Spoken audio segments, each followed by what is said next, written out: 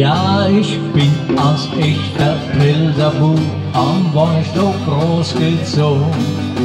Drum bin ich jetzt auch immerzu so lustig und so froh.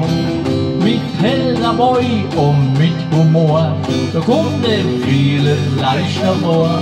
Beim ersten Glas mit Garantie blüht da mal Fantasie.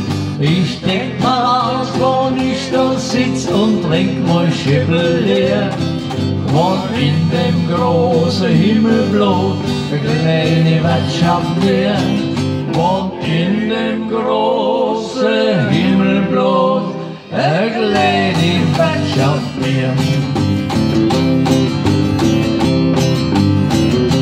Ja, wenn ich mal einen trinken geh, da schillt mei Aldi gleich. Und wenn ich nachts im Hausflur steh, da ruft sie Kumpler rein. Und wenn sie dann auftaucht und sang, und wenn die Hälfte tagelang, dann sag ich, weiß es, höre mich, welch Aldi, du hast recht. Ich preis halt der Trippel mehr, uns Leben wär nicht schwer. Und in dem großen Himmelblau eine kleine Wirtschaft wär. Und in dem großen Himmelblau eine kleine Wirtschaft wär. Ja, ach Gott, was ist denn Leid so bang, wenn's morgen sterben geht. So zittert man schon wochenlang und bitt und bet und fleht. Und weil man weiß, ja man muss dann aus, man muss in alle Wälder raus. Und an den guten Pilserboy, den lässt man nicht gern sein. Das ist halt ganz verkehrt gemacht und sterben wir nicht schwer.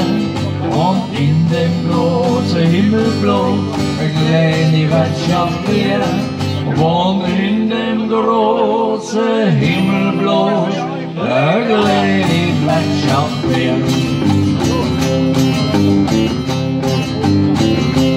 Ja, und komm ich wirklich mal genug und steh am Himmelsrand, dann sag ich, Petrus, mach mal auf, ich komm vom Pilserland.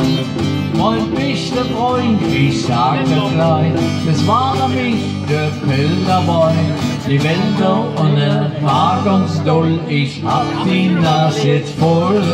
Ich wär schon früher zu dir gekommen, das sag ich dir auf Ehren. Und in dem großen Himmelblau eine kleine Wirtschaft wär. Und in dem großen Himmelblau eine kleine Wirtschaft wär.